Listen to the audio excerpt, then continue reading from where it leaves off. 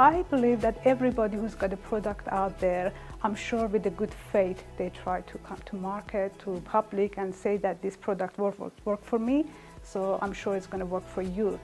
But at the end of the day, it's up to us to find out if we resonate with that person.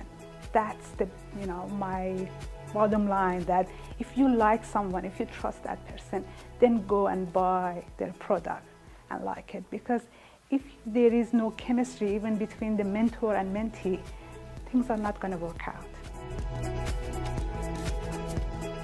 Again, coming from a very average family, I knew that we have to hold on to whatever savings you have. So life is always a good place to teach us a few lessons. But having said that, there are so many people that they keep that in their mind, and forever they will live in fear.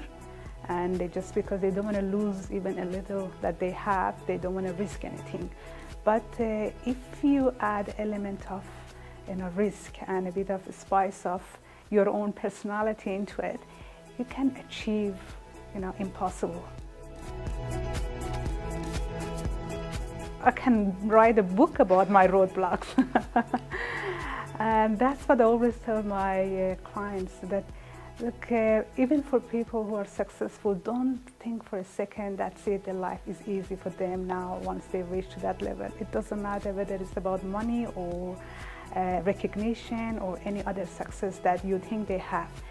Actually, successful people, they have more fears, more roadblocks, more doubts, but in spite of those ones, they are just keep going. That's what makes them separate from other people. I think the reason that I can claim that I'm a wealth coach is not because, yes, I made a millionaire, so yeah, now I'm a wealth coach. It's just because I made more mistakes than anybody could even imagine making attempt in their life. That's what made me, this person now, and gave me the edge to work on my wealth coaching.